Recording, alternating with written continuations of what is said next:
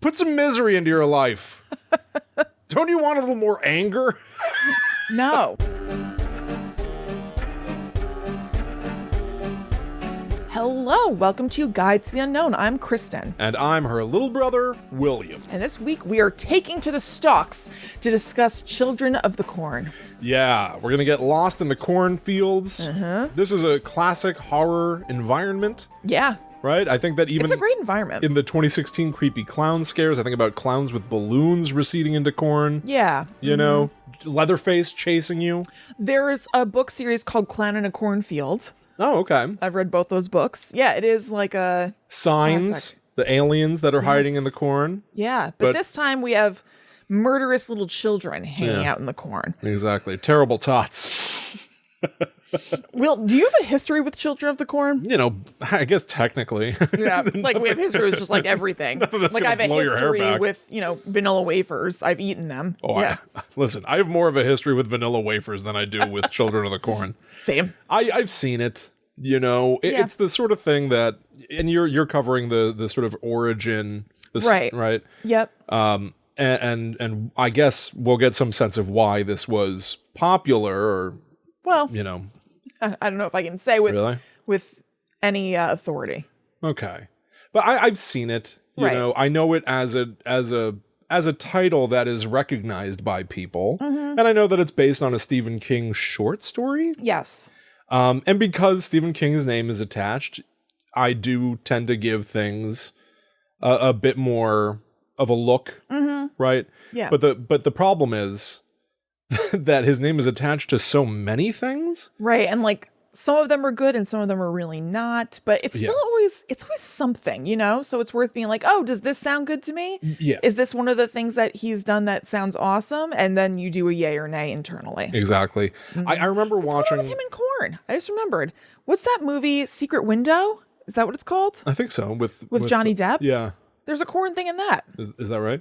Yeah, it ends with Johnny Depp's biting into a thing of corn. Chomping on some corn? Because like maybe he buried somebody under corn or something? Maybe. I think that, to me, my assumption is that like there is a little bit of this like American story about corn, right? Like it's a crop that helped like build the country, obviously. It's part of the American story. It is. No, it is. There's like, you know, all of our food is made out of corn now. Like drinks are made out of corn. Yeah. Did you ever see that movie with Matt Damon? I think it was called The Informant. Yes. Yeah. And it was basically about that. It was about how like the corn industry like lobbied to get it in everything. So that's why like corn syrup is such a, you know, regular sweetener. Like it's in like a bajillion things. So yeah, like the nation is built off of corn. And Stephen King is often, to me, sort of like an good old-fashioned American boy. Yeah. Sometimes, like Bruce Springsteen is too, right? Like, and so I assume that corn shows up in all of his stories because it's some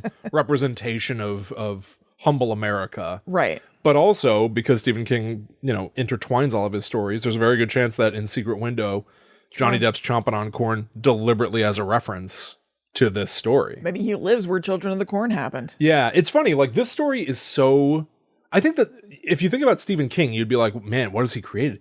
Carrie, The Shining, It. And Children of the Corn probably is going to be in the top 5 to 10 things that you're going to think of him having written. Definitely. I feel like it's a super recognizable thing. Yeah, recognizable. Even though I don't think it's super well respected or particularly well loved. That's what I'm sort of curious about for this episode is trying to get some sense of why.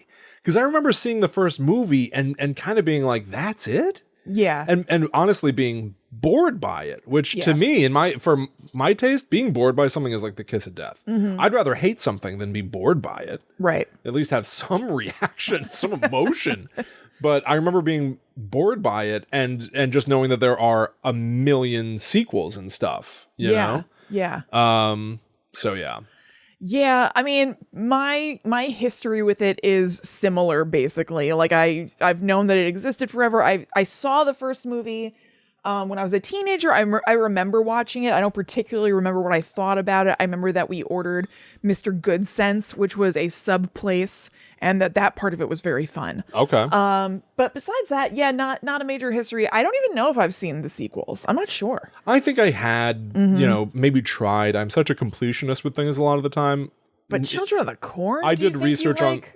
In my head, though, like, and we'll get into it. I'll be talking about the sequels. Right. So what I'll do is in just a moment, I will, talk about the first movie and like where it came from and stuff. Yeah, and for me, like, I think about the Children of the Corn series similar to how I think about Amityville Horror, where there's the first Amityville Horror movie. Yeah, you're right. And the book on which it's based. But then there are like 20 Amityville movies where it's like the Amity doll, the Amity bathtub, the Amity this, like it doesn't matter that if you can use the word Amity, you can probably get somebody to buy your script, produce your movie, whatever. Yeah. And so there are endless of them. I thought Children of the Corn was similar, where it's just like, oh my God, a gajillion sequels. They're not as many as you might think. I didn't think there were a gajillion. I knew that there were a handful, though. Oh, really? Yeah. There are 11 Children of the Corn movies as of right now.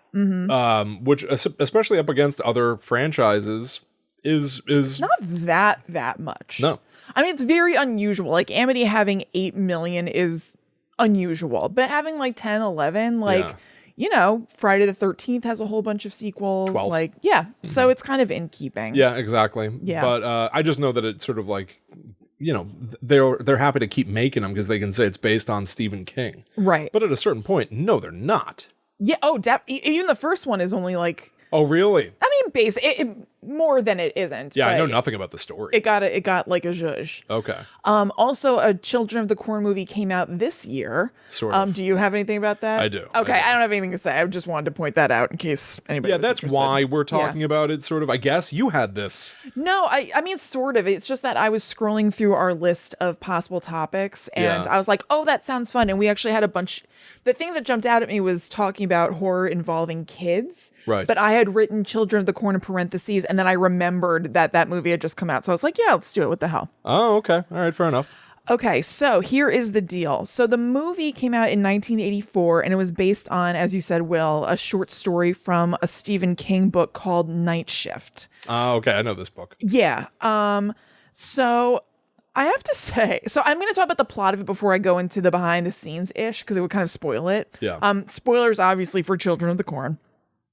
So when I watched it, I was actually quite hyped on it for the first like half an hour, maybe. Really? Yeah, I was like, this is fun. This is good. I like looking at Isaac. I love this kid. The main villain boy, right? Mm-hmm. Yeah. Absolutely.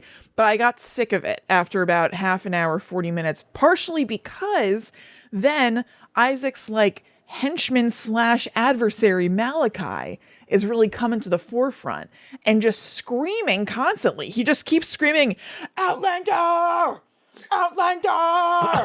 like that over and over, because that's what they call the normal adults who have like kind of just fallen into their midst of the kids, and they call them Outlander, like trespasser, basically. Okay. But yeah, I like how all the little kids talk in like weird old world stuff. So it'll be like a 5-year-old being like, seize him! And stuff like that. All right, that's fun. Yeah, because they're all little old like zealots. Yeah, I mean, I'll go into the full plot, but just before we even do that, just to explain, it's basically that there is a town just run by children who are all like, they're basically a cult and like religious zealots. And these adults kind of like make their way into the town sort of accidentally and get caught up with these kids who all want to kill them. So it's like, it's very weird. The vibes are good. The vibes are pretty immaculate. Vibe check. Vibe check. It's good. Okay. I'm liking looking at the corn. I like that like everywhere in this town just has corn all over it. Basically, if the kids did something bad somewhere, they've left a ton of ears of corn. Oh, really? Yes. So there's like a diner that's totally shut down. It just has like corn all over the floor. Does that track with like their whole religion? Does that make sense to you? No, I mean, they hang out and all the... Well, I mean, you know, the like deity that they are honoring is he who walks behind the rows. So, there's rows of corn. An eldritch god that these kids are supposedly worshiping as if he is some sort of like Old Testament god. Yeah. There's certainly no getting around the fact that they love corn, but it's not like part of their belief system or anything. I'll tell you what, from looking at the sequels... they love this corn. They can't get enough of it. It does seem like it's specifically about corn. Children of the Corn. Yeah, but this could be a title that's metaphorical, meaning like these are children of rural life, right? Yeah. Of living on a farm in a farming community. They're of the corn. No, they mean quite literally. There's a They're sequel of the corn. There's literally a sequel where a kid goes to Chicago, and one of the first signs that things are going to go wrong is that he opens his suitcase and it's full of corn. He brought corn with him in his suitcase. This is, by the way, Children of the Corn 3 Urban Harvest. That is what that is from. So, like, it's because you would think, like, they worship an old god that tells them to kill adults or something. Yes. Okay. But it is also, like, corn itself seems to literally be important to them.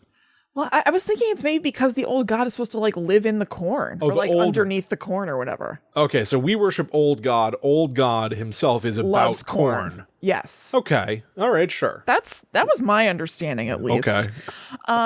So yeah, I mean, at one point they're in a church and there's like weird stuff like written on the walls in blood, like, be like, he is the only way. Blood must be spilled and stuff. Like Cool. it's fun to look at. Oh yeah. So here, and also Linda Hamilton is one of the leads. She's really good. The guys who is the other lead, also good. I feel like his name is Pete Horner. Okay. Little Jack Horner. Do you feel like that, or is that his name? He looks like this might be his name. I feel like it. Okay. I feel like I saw that. So the deal here is that it's set in this fictional town called Gatlin, which I think is a very good Stephen King town name. It's a great name. In Nebraska. And when the corn crops fail one year, the townspeople turn to prayer to hopefully get them back. But this 9-year-old kid named Isaac somehow like gets it in his head that they need to kill all the adults because he who walks behind the rows told him to or whatever. And so I don't know, somehow we don't really know how this came to be. There's not an origin story.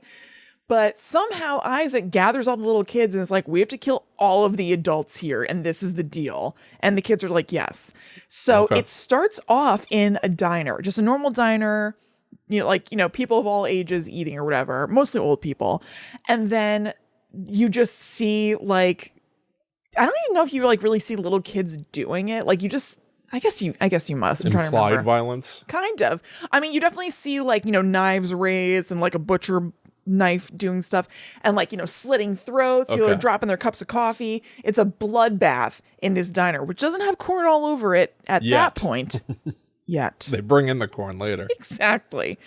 So Isaac is the big bad. He dresses kind of like an Amish person. He has like a wide brimmed black hat. Like he feels like the leader. All the other kids just dress how like kids dress, but Isaac has a little bit more gravitas to him.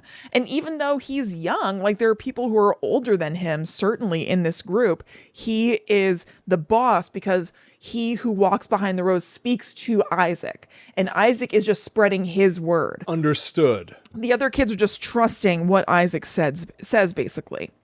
So the Amish reference point, I think makes a lot of sense to me, where it's like they have this very buttoned up, rigid outlook and religion essentially on the world. And anybody who does not adhere to it is going to die. Yeah. But also there's this God that speaks to Isaac, almost like Danny, who has The Shining. Right, yeah. Right? So he's like, I've spoken to God.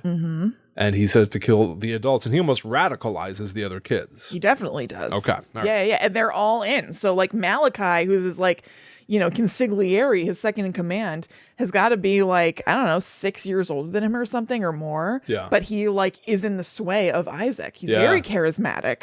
At one point, he's like looking in the window of the diner while they're all like doing his bidding. I think there's definitely a shot of him looking in the diner. I would imagine it must be right after they killed everybody. Probably. And he's just like, looking in, and he shifts his eyes, so he's looking at you. Me? Yes, you. Yikes. There are these two kids who live in the town, but Isaac like leaves them alone and they're not really part of it, but they're just sort of there because their parents have been slaughtered or whatever. Their names are Job and Sarah. And they don't have to attend the meetings or anything like that. And like Malachi is just kind of like, I guess, going through the houses in town. Just like, he's definitely got like a thing about having authority. He really likes it. He's like the big guy in town next to Isaac.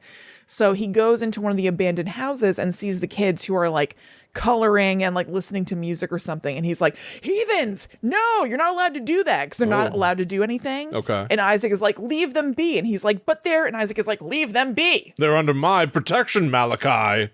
Exactly. Because the kid Sarah has visions and she portrays them through drawings. So she is sort of like a prophet for Malachi. Wow, there is a whole religion going on here. Yeah. So he wants to keep her around.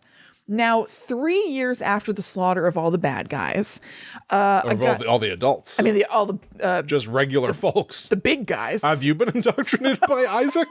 Guess I have. Who have you been speaking to? Isaac. Does he like corn? Yeah. Oh. So 3 years after the slaughter of the big guys, I guess I meant. Sure, yeah, whatever. Adults.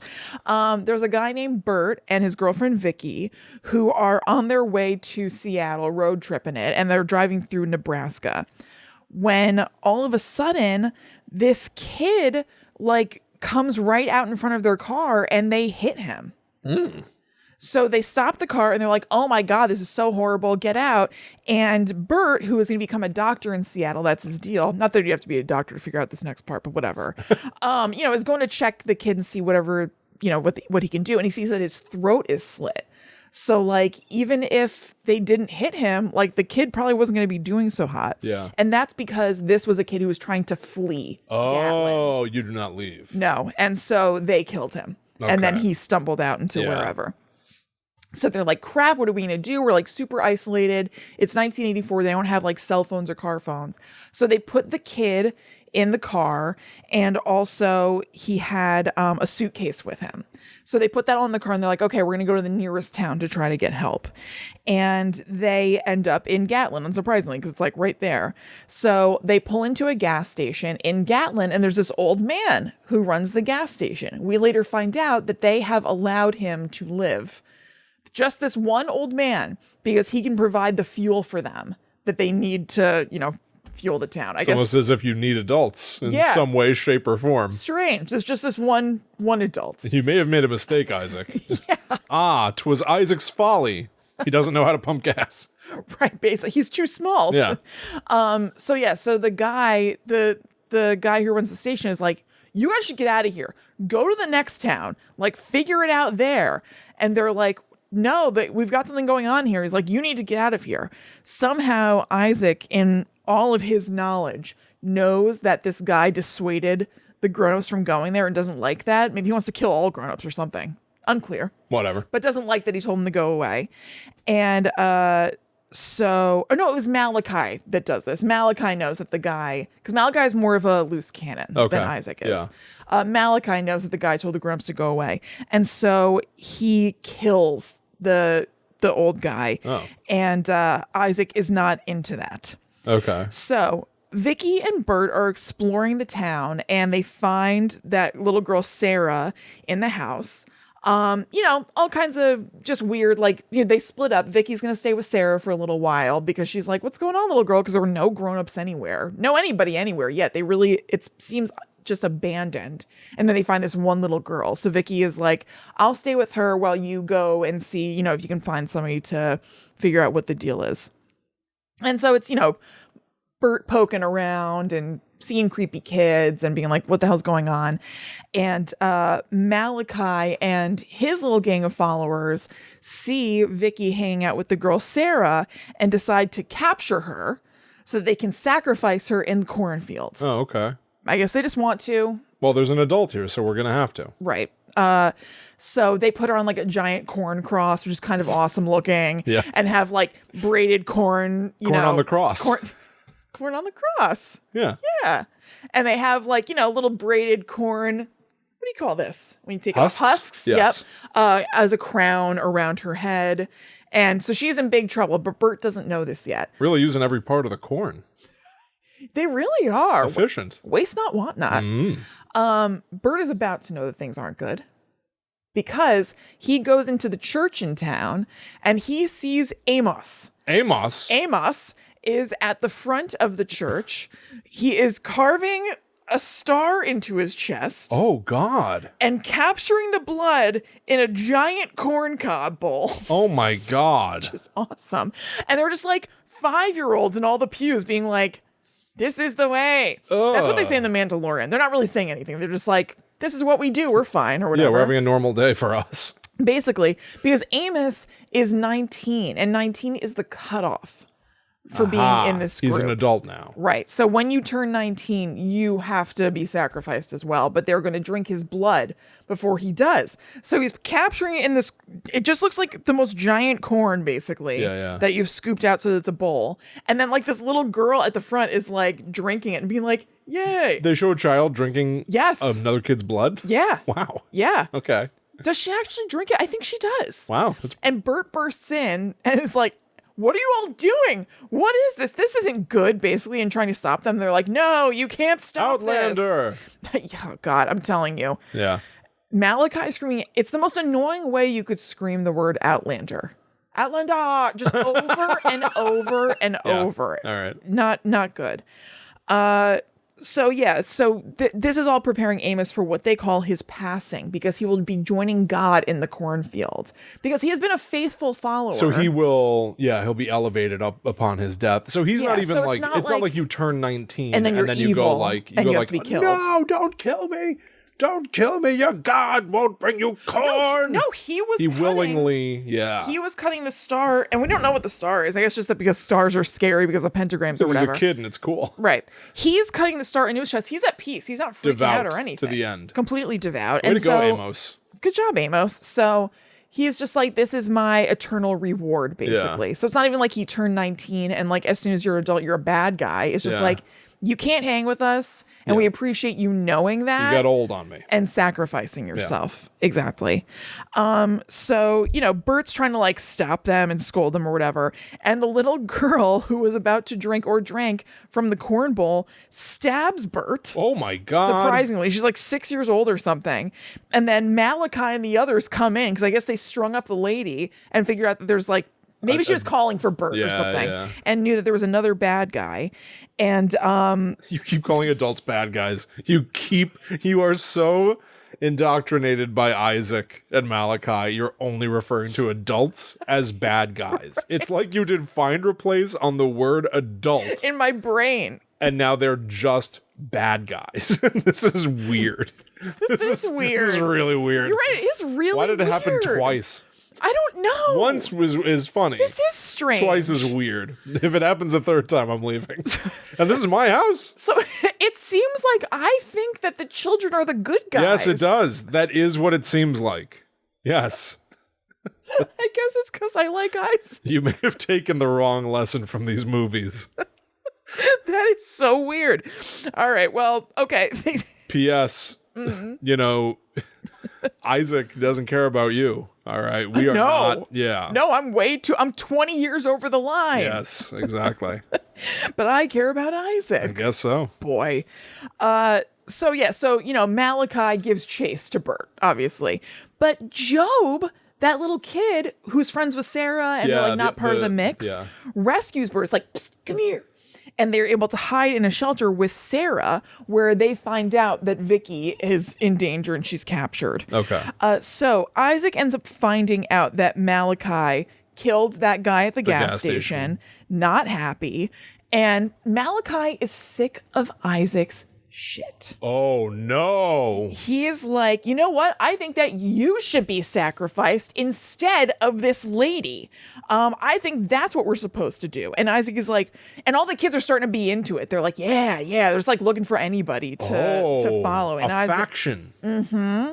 And Isaac is like, no, if you do that, if you sacrifice me, it's going to break our pact with he who walks behind the rose, and all of you will be punished. And Malachi's like, lies, whatever. So Stephen King loves this stuff too. The sort of like, devout religious person using their religion. Like, that happens in The Mist as well. It being used against them. Yeah. Yeah, no, you're right. It totally does. So the kids get all whipped up, and they do put Malachi up on his own corn cross. Oh, no, they're going to sacrifice Malachi? They sacrifice Malachi. Wait, they do? Yes, they do. They successfully kill Malachi for his attempt at starting an uprising against Isaac. They do. Whoa. No, did I say it wrong? They kill Isaac. Oh, they kill Isaac? Yeah. No, Malachi succeeds in getting them to I had kill it totally Isaac. Backwards. Yeah. They kill Isaac. Yes. The guy that you like. Yeah, my favorite guy. The good guy. They put the good guy up on the corn cross. They lighted a flame, but something strange happens. The flames are looking at him, but some sort of supernatural thing takes place that looks amazing. Really? Basically, like, it looks like black and red snow from a VHS tape. Like, VHS tapes, if there was something wrong with them, the screen would get like just like tons of like black and white dots that are just kind of going in and out quickly. Yeah. Red and black that engulfs the shape of Isaac's body.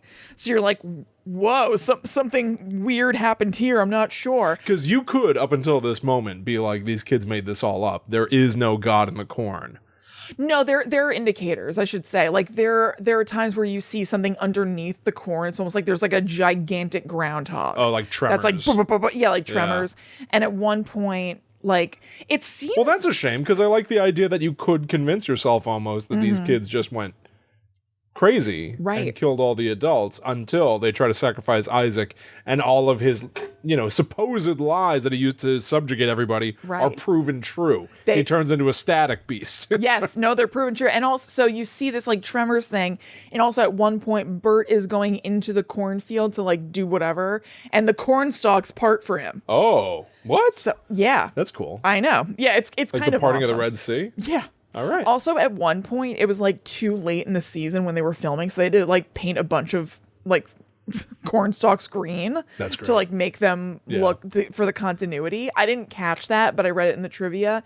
And were I to ever watch this again, I would keep my eyes peeled. I'm sure you will. Yeah, I don't know. It wasn't the worst or anything, but why would you watch it? Yeah, I don't see it happening really. But so they all see Isaac's body go like staticky, but they don't have time to react because Bert bursts out to attack Malachi and get Vicky the hell out of there. Oh, dip. Yeah, totally. During this melee, where he is also, by the way, he is trying to convince the children to abandon this whole thing and run away with him to safety, Isaac suddenly reappears. Yes, he was revived by He Who Walks Behind the Rose, and now he has a ton of gray makeup on him. Oh, this I remember. It looks like they just put like silly putty on his face. This I've seen, I think. It's totally just like gray, it's like Halloween makeup, basically. And it's like his hair is all like messed up and Isaac stuff. rises. Yeah, whereas before he had like a very neatly combed bowl cut with the Amish hat on. Now he's all like, ah! He's slightly demonic-ish. Yeah, demonic and disheveled. Risaac. And he is very pissed, and he says that He Who Walks Behind the Rose is pissed that he was sacrificed, and that deity wants Malachi now sacrificed because of his betrayal. Mm-hmm. So everybody better flip on Malachi's stat. Oh yeah, Isaac wasn't kidding around. Get the hell out of here. So Bert has convinced the children, like, this is not good, come with me. So they all come with him, because it's probably very scary seeing Malachi and like risen from the dead Isaac fighting. So even though these children have been indoctrinated, they don't mind quickly being like, nope, sure, I'll come with you. Yeah. Because they just saw something like totally horrifying. So they go and shelter in a barn, and Job, who is that kid who is helping them and everything, says that there is some like gasoline. Oh, I forgot to mention something that's like little but big, kind of. They also have somebody kind of before all this happens, like even before Vicky and Bert get there, they talk about when the blue man came, and they have a corn cross with a blue policeman's that's kind of uniform cool. hung up on the cross. So they clearly, a policeman had entered their midst at some time, and they killed him. I've written stories like, it might be sort of a tangent, but I take from that, I like the idea that like they killed all the adults 3 years ago. Of course somebody's going to come to investigate. Yeah. But only one blue man came? One blue man, I know. You would think that it would be like when the blue men came. Right. They kept, the cops kept trying to investigate or kept trying to fight back, but kept losing. Yeah. And at some point went, we got to stop sending people there. Right. They're just dying. These Consider children, it a loss. Yeah. Gatlin is lost. It's like ceded from the United States. We have no like authority over there anymore because everybody's just dying. But so Job tells Bert and Vicky that the blue man tried to get Job to help him go get some gas so they could like burn down the cornfield. Okay. Because that was like, a source of so much of their obsession and power or whatever. Yeah. And he still knows where it is. So basically they burn up the cornfield and Vicky, Bert, Job, and Sarah safely leave to go to their car, and they're basically, it seems like they're gonna like raise Job and Sarah, because Job and Sarah are You're like, our children now. kind of, they're like, what's gonna happen to us? And they're like, do you want to come live with us for a while? And the kids are like, sure. I don't know if you can promise that right now, folks. I know, maybe don't say that. Can you make that promise to these kids? Definitely not. No. Unless you're just like never gonna register them or something. I don't know. Not good. Not good. But so they get in the car and there's one last scare. Oh no. Rachel, that little girl who had stabbed him in the church. Oh, the little girl drank the blood? Yeah. She is in the back seat and Vicky knocks her out with the car door. Oh. And then is like, Bert is like, oh man, like, should we leave her here? I don't know. And Vicky is like, we'll send her a get well card. Okay, we got to get the hell out of here. Good line. And so they leave. They peace out. Yeah. So wait, did Malachi die when they burned up the corn? Yeah. He did? Well, Isaac killed Malachi. Isaac. Oh, right. Yeah. What about the other bad kids? So they burned the corn. That's a great question. Right? Did they just leave all the other bad kids? They must have they basically disrupted their ability to have this cult. Yeah. And then got the hell out of there. I guess the other bad kids are just going to disperse. But one little girl tried to stop them. They hit her with a car door. Well, I think she could have been like stabbing him. She could have killed him or something. Took a bonk to the head. I don't know what happened to the rest of those kids. That's a good question. That's a mystery for another day. You have no idea what happened. Seems substantial. I really couldn't tell you. I'm sorry. I'm sorry, everyone. Seems like a big part of the movie, no? I guess it's they not. They hide. I mean, you know what? The grown-ups, not the bad guys, but the grown-ups take them to hide. Uh-huh. Then they burn the cornfield and they take 2 kids home. Right. There's no way. There's nothing in between. No. Those events happening. No. There's no way to know. We may never know. So here are some differences between the movie and the short story. Apparently the short story is much darker and more depressing. Okay. I'm down with that. Yeah. Vicky is killed by the children. When they put her on that corn cross. Oh, she does die. She actually does die. And Bert dies as well. Oh. He is killed by he who walks behind the rose. Yeah. And then he who walks behind the rose punishes the children for failing to kill Bert and making him do it by lowering the age of the sacrifice from 19 to 18. I like that. Yeah. I like that. A punishing God. Yeah. I like that. I think that's actually kind of cool. Yeah, totally. And don't make me lower it further. You had better follow the rules from this point on. Yeah, because we'll just keep bonking it down. Yeah. Also, Job and Sarah, those characters were made up for the movie, and also the amount of time that had passed since the little kid town had been incorporated was shortened from 10 years in the story to 3 years in the movie, because the director felt like it was just like stretching credibility to say that. And you want them to still be children. I was thinking that too. Yeah. What I read just said that it's kind of unbelievable that it would be 10 years isolated, but I was thinking the same thing. Like, they would be older. Yeah, if it's 10 years, then most of the kids from that time are probably being killed. Right, exactly. Just so Did you know, find some? I did find, but you're also not wrong, because it just says, this is from the Wikipedia description of the movie, Bert sprays the cornfield with gasohol. I know why they're calling it that. I just called it gas. Okay. I don't know.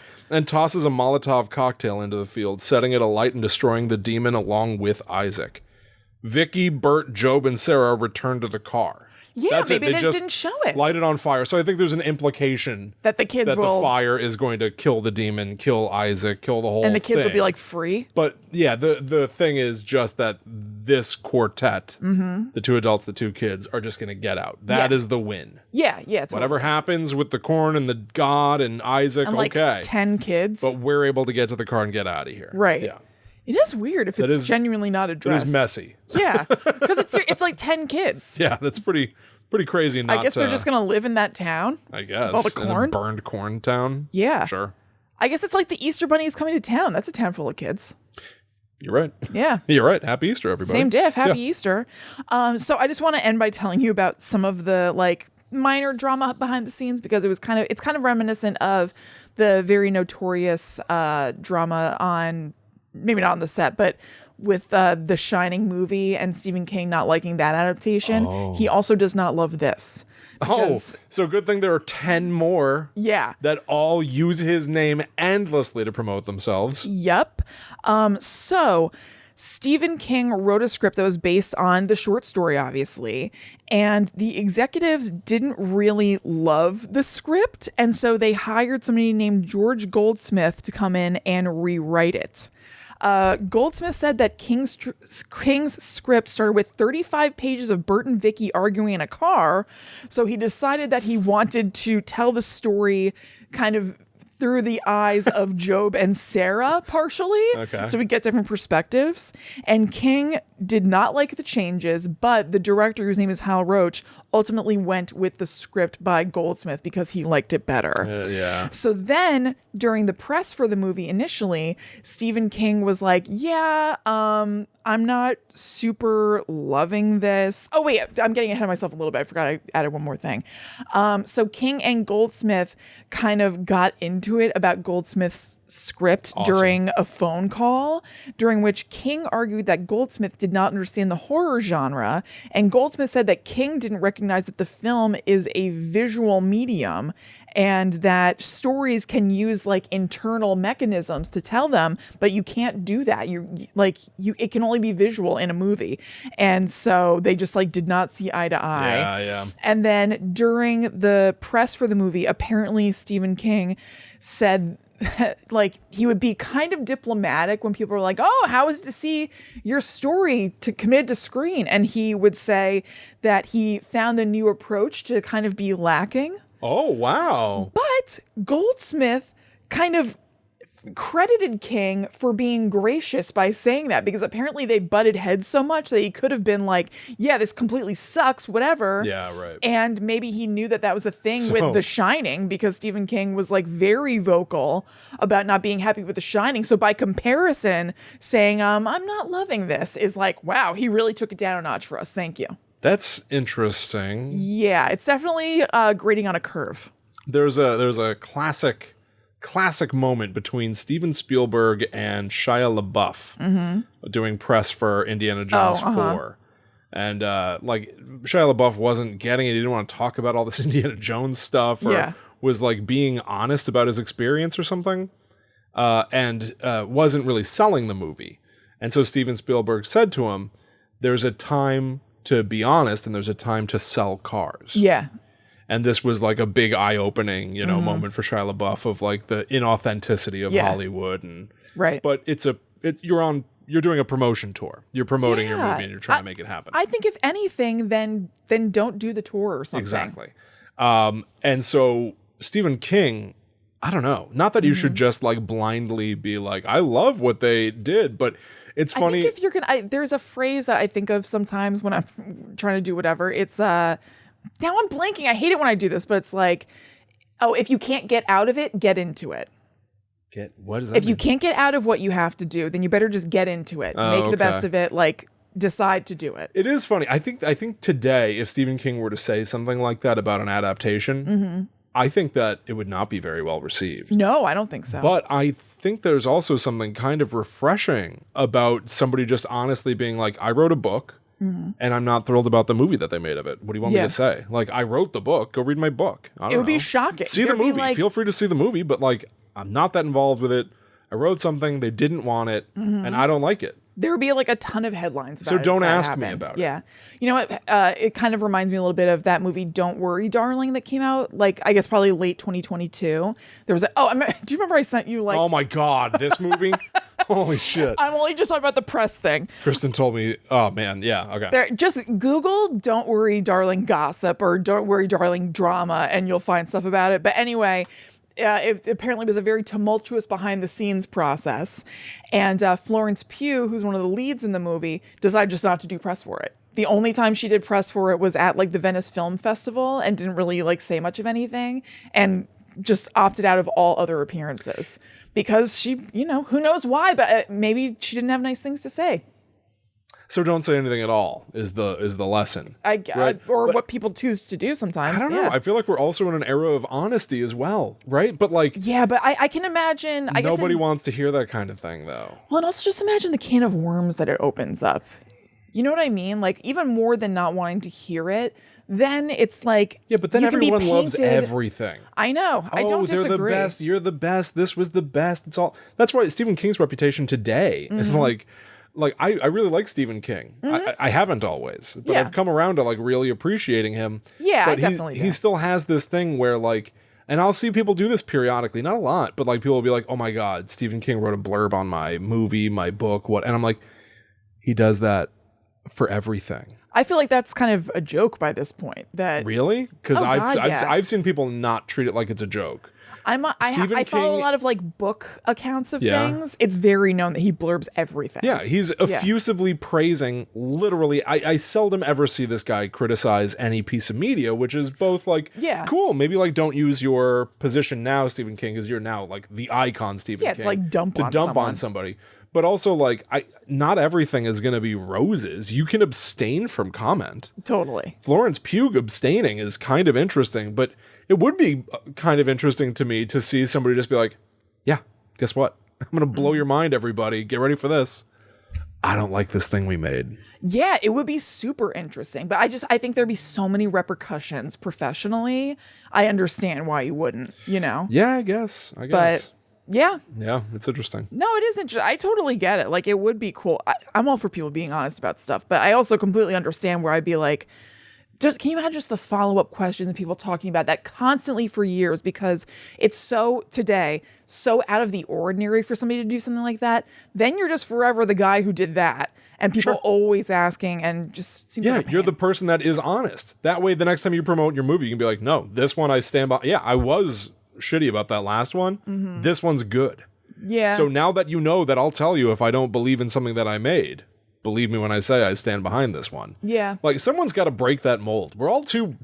everything's too cheery. Yeah. Put some misery into your life. Don't you want a little more anger? No. I know. Nobody does. I don't. Yeah. I know I don't. No. But I just everything is whenever you talk about somebody else's project, everything is of course. My God, it's incredible. Well, let's be an asshole. I know. I don't. It's true. I would do the same thing. You don't want to be, but I am sometimes. You are. Yeah. Anyway. All right. Everybody. So I'm going to talk about the sequels. I'm going to make it quick. I think it's a mess. It's fine. I went long, so quite frankly, it's not as exciting as I wish it was. Yeah. But before we do that, if you're enjoying this show, if you're having some fun, don't be honest. Go leave us a review on Apple Podcasts. This is not... Don't you dare be honest with us. This is not a place for honesty if that honesty is negative. I'm not into it. Leave us a review on Apple Podcasts. You can leave us reviews on stuff like Spotify. Yeah. Wherever you listen, find a way to recommend, leave a review. We love to see that kind of thing. We truly do. That would be so nice. I also genuinely do read negative reviews, and I don't get that offended by them, and I do either onboard things from them or go... You're wrong. Yeah. I'll do that a lot. But please, we would greatly appreciate that. Really, yeah. And consider going to patreon.com/GTTUpod, where you can not only support Guide to the Unknown, but get a ton of shows back. Because you're not only listening to the one podcast, Guide to the Unknown, you're listening to a franchise. Yeah, you're right. We've got an entire other podcast, the Netherworld Dispatch, that's only for our backers. There are different tiers. Find the one that fits you. You're going to get so many shows back. They are so much fun. Yeah. More often than not, there are moments where Kristen and I are like sort of seeing something for the first time and giving our honest reaction to it. This past Monday's episode, we watched some Unsolved Mysteries again. The episode is called Yankee Boy. This is great. And the description I wrote for it was Geary, hey, Yankee Boy. And I just didn't explain it otherwise. So I'll just say, go watch it. Yeah. Go watch it. Hey, Yankee Boy. It involves somebody yelling, "Hey, Yankee Boy." Hey, Yankee Boy. At an alien, they think. They're pretty sure. Yeah. Well, I guess they're not. Whatever. They yell, "Hey, Yankee Boy," at a UFO. Yeah. So go check that It's awesome. It's super fun. Yeah. Patreon.com/GTTUpod. We greatly appreciate everybody who does, everybody who might, everybody who doesn't. What the hell? Yeah. Have Thank fun. you all so much. Thank you. All right, let's talk about some absolute garbage. Yeah, I know nothing about all of this. So, as I mentioned, there are 11 movies overall. You talked about the first, so there are 10 to go. There's not much to say about most of these. Yeah. But I'm going to give you a rundown of what we're working with here. Okay. All right. I feel like most of these are relatively unheard of, undiscussed. Yeah. Which in a market, like the horror market itself, I think of like people who are very, very, very driven by passion and they love horror movies. Yeah. I'm surprised that I don't see anybody really being like, let's reevaluate the sequels to Children of the Corn. Yeah, you're right. Maybe someday that'll happen. I don't think so, but it certainly hasn't happened yet. I wonder if Xena Dixon has, because Xena has like a pretty That's true. Like encyclopedic, like far-reaching. You can keep talking. I'm just gonna Google. I'm just curious. Check it out. Yeah. So here's what I mean when I say that this is a very unloved franchise. All right. There are 11 movies. Each one of them obviously has the Wikipedia page with the full synopsis, all this stuff, except for one of them. Yeah. There's one of the Children of the Corn movies. Children of the Corn Runaway doesn't even have a Wikipedia page. Wow. Which is what year was that made? That was 2018. 5 years. Man. And nobody's bothered That's surprising. to make a page. That, I think, honestly, in an internet age, speaks kind of volumes. Rotten Tomatoes fully does not seem to list every movie. It's like not even on there. Wow. It's like it doesn't exist. Some of them, I wanted to, at one point, I wanted to evaluate the sequels by looking at the high and the low. Yeah. The highest rating on Rotten Tomatoes is a 38% for the original that you just talked about. That's the highest. Wow. 38%. The lowest is not one low spot. There are count them, 3 movies that have a 0%. Oh my God. There are 3 of these movies that nobody has ever reviewed kindly. This is bad. But I guess I don't have all the data on that either because some of them don't even have. some of them don't even have data. Right. There's no page. There's just no information for Children of the Corn Genesis, Runaway, or Children of the Corn 666 Isaac's Return. Okay, this leads me to my question. I know that Isaac is back. He does you know return. anything about this? I do. Because I've seen adult Isaac it is in the little hat. severely confusing. Okay. Children of the Corn 666 Isaac's Return, released in 1999. So what is that? It's like 15 years later or something like that. Isaac has been in a coma this whole time. I guess ever since Bert set the corn on fire. So wait, no, never mind. That's not the first sequel to come out. Right? No, it's the 6th. 6th, okay. The 6th movie. Yeah. Oh, of course. Yeah. So Isaac is back. There's a whole thing about lineage where it's like somebody is someone's child and is going to start the cult over again. Okay. Isaac ends up getting scythed in half because it turns out that he is not the true heir to He Who Walks Behind the Rose. There's a different guy named Gabriel. Okay. Yeah, so here we go. I'll just read you from the Wikipedia story here. Gabriel. All right, so it's Gabriel and Hannah who are in this mess together. They even sleep together at some point. Okay. Isaac, Gabriel, okay. Gabriel's going to usurp Isaac. Okay. Gabriel, utilizing his supernatural powers, confronts Isaac with the revelation that he was the firstborn child of Isaac's cult. Oh. And that Isaac denied him his birthright. Oh my God. Because Isaac has another son, evidently, and favored his own child. Oh, okay. But Gabriel's the firstborn of the cult. Uh-huh. Gabriel instructs Hannah, the main character of the movie, to kill Isaac. He then reveals himself to be fully possessed by he who walks behind the rose. Oh boy. Gabriel restrains Isaac with his supernatural powers, killing him with a broken lead pipe. Rachel subsequently Rachel's another character, whatever. It's fine. Stabs Gabriel.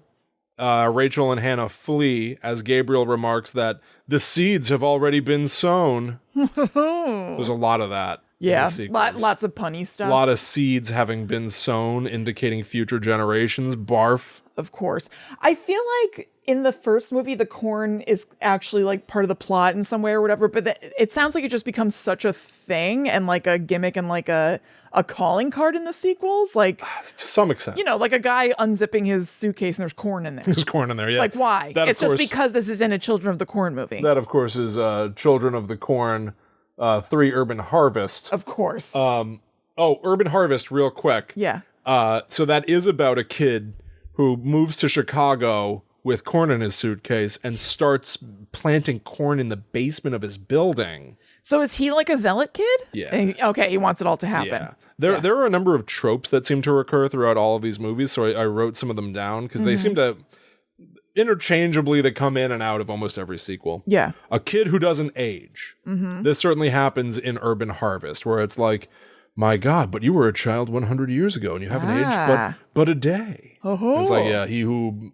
walks behind the rose bestowed me with ultimate life, whatever. Religious zealots, of course. Biting into corn and blood shoots out. That happens in a couple. Oh my God.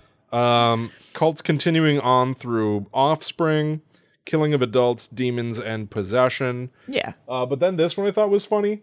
So this franchise also lives and dies off of getting believable kids who can be scary. Yes. And I think they failed from the jump with this movie. I don't know much about this. This is Children of the Corn 4, The Gathering. I've got the poster on the set behind us. They've got he looks like the kid from The Sandlot. Yeah, he does. And not only that, he's holding a scythe, but he's holding it like a baseball bat. Yeah, he is. You're right. So like they blew it on the poster. I'm looking at these kids. He's got a blank expression on his face. Yes. I am not scared of you, Junior. I was thinking the same thing. Getting a boot to the mush as I leave.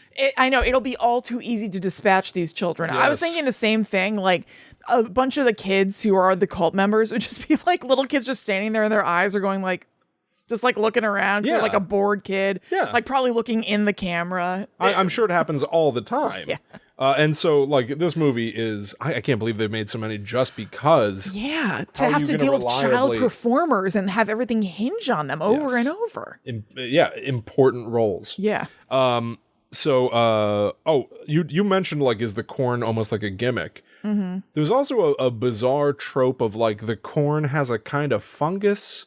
Oh, okay. Like the corn itself, is it mind controlling these kids? Is there some sort of a genetic... Like a Salem witch trials? Yeah, I guess so, right? Like contaminated food. Mm-hmm. It was supposed to be like contaminated wheat or something. Mass hallucination or something.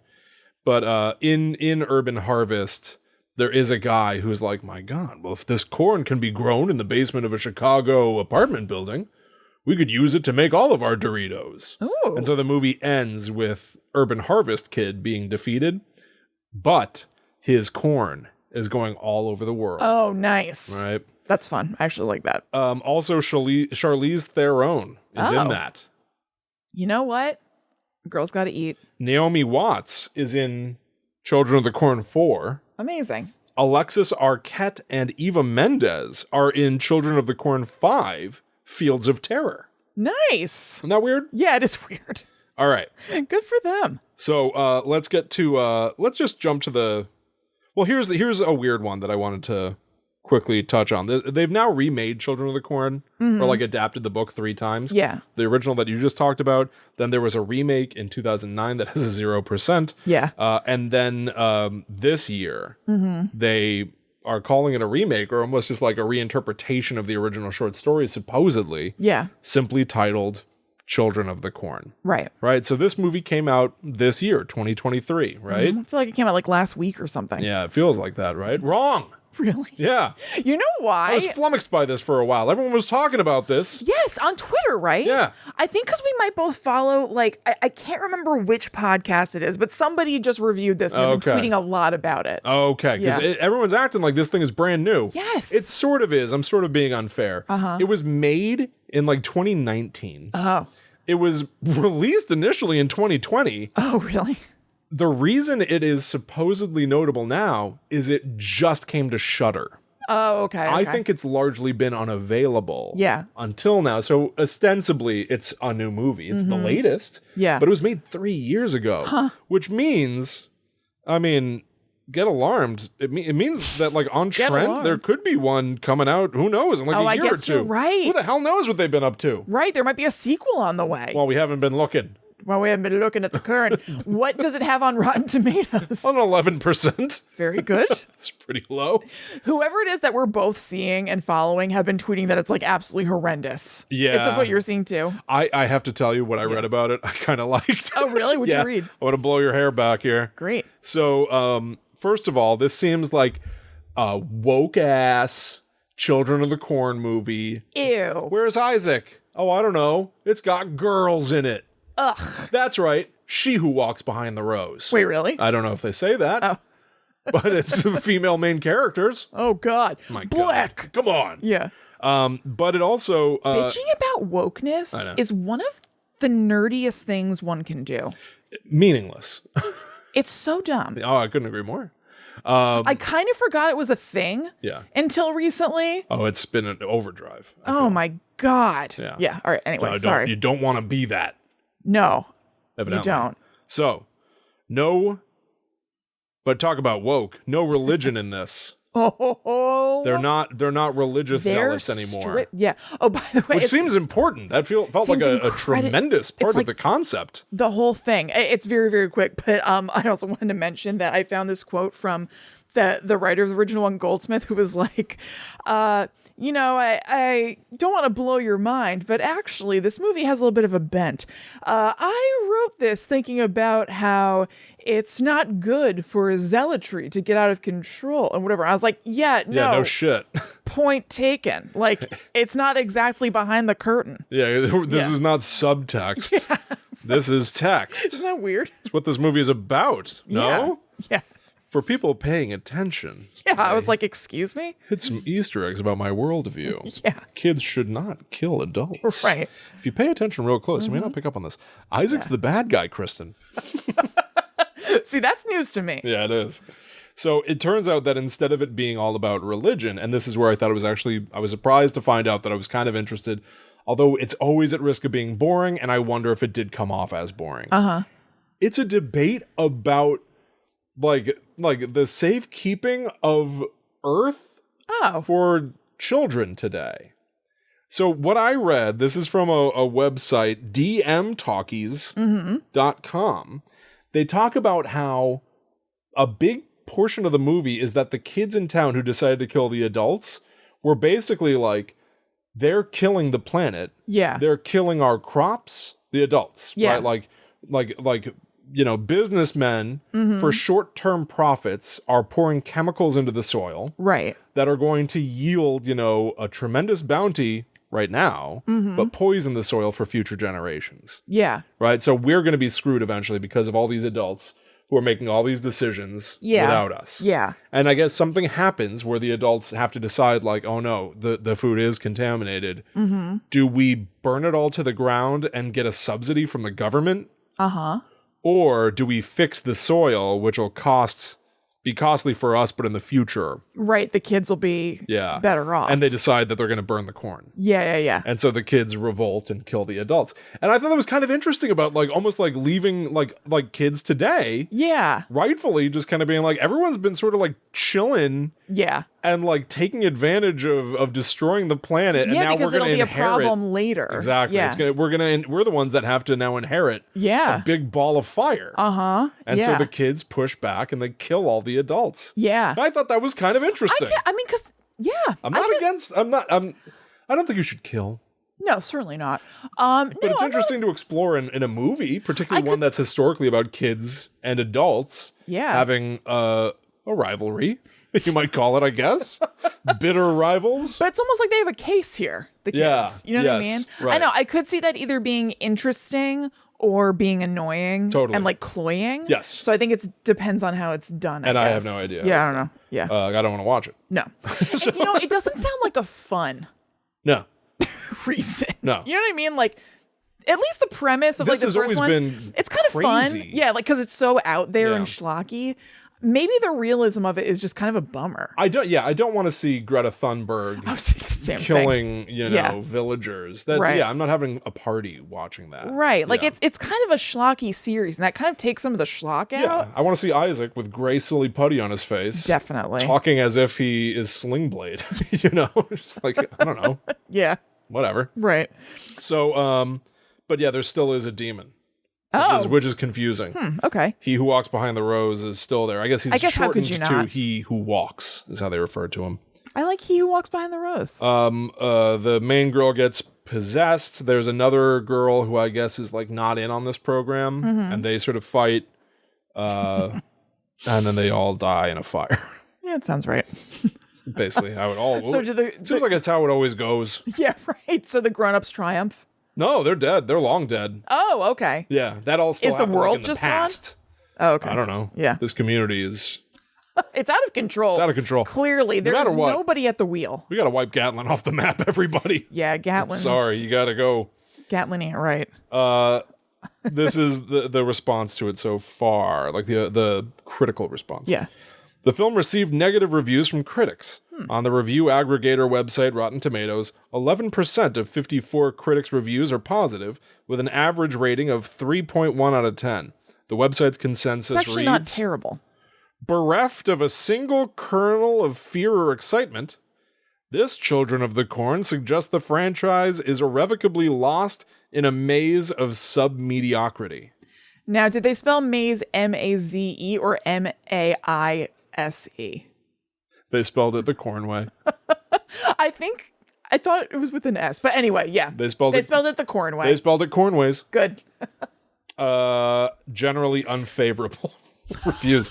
There's not one favorable It doesn't review that I It saw. doesn't sound great, but By the way, I looked up user reviews. I went to Amazon and read Yeah. reviews from people, yeah. and they were bad. It was either people being like, That's unusual because Amazon is usually more they positive. usually pay off. Yeah. Well, at least you get something funny. Right, and they usually skew more positive on Amazon. Yeah, they were still bad. Yeah. But like the positive reviews are like, you know what, I liked it. Yeah. Stephen King's attached. Stephen King's always good. Seeming to not realize like Stephen King has nothing to do with this. Yeah, right. And then the They negative even reviews. I think they took his name off of like one or more of the sequels because he was so not Yeah, I in. think that's right, yeah. But then put it back on because they wanted the cachet back. Yeah, Yeah. it's gonna move units. Because you can say it's based on a concept. And because or these whatever. movies are a trap, they are. Yeah. They're a prank to make you think you're gonna watch something Right. that somebody who's known for writing generally well-received things yeah. had some association with. Nah. And you end up with He niblets. does not. You got nothing. You got all these niblets. Yeah.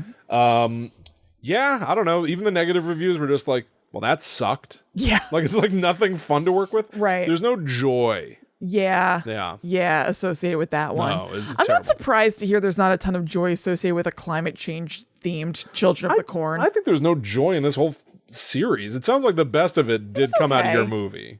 Yeah, there was some. Was there joy? A half there hour, was some you said. joy. You got 30 minutes out of Yeah. 11 movies. Yeah, right. So let's say that each movie, let's pretend, I don't know this, let's say that they're all a tight 90. So every two This was, movies, yeah. that's 3 hours. Right. 3 times 5, 15 hours. About 16 and a half hours. You liked about 30 minutes. Yeah, not a great yield. Not great. You hope for a better harvest. Yes, I think that was a bad harvest. I was working on the same joke at the same time. Very good. Decided to just stay the course. So there you have it. Thank you for staying the course with us. We hope you enjoyed this episode. As Will said, you can check us out at patreon.com/GTTUpod if you'd like to help support the show and get access to the Netherworld Dispatch, our second podcast that lives over there. We took all 11 movies and we cut them down to five. Scythe. That's good. Size. Scythe. There you go. That was good. So that's something. Not nothing. So I came up with that. Very good, William. You can find each of us on social media. I am at Chillin' Kristen. I'm sorry, I was trying to think of another one. Another one? Yeah. I'm at the Myth Traveler. It's something about dust or like Corn dust? Is that a corn thing? dust. Corn Bugs. That the guy that played Chop Top had a band named Corn Bugs. That's cool. No, it's not. Were you thinking of a sentence Like with dust in it or Dust something? Bowl, or like maybe someone with corn would still make more sense. I think so. I don't think corn dust is a thing. I'll get back to you. Yeah. All right, follow at GTTU Pod as well, everybody. We'll be back next week for something decidedly not about corn. Yeah. But until that time Don't comes, make promises we don't know if we I'm can sure we keep. could talk about the band corn. I'll be happy. Pretty sure we probably could. We definitely could. But until that time comes, we must travel. Back to the Netherworld, go we. Well, we gave you an What you got? earful. There you go. There you go. You didn't need the word dust. And my pants are husky. Oh.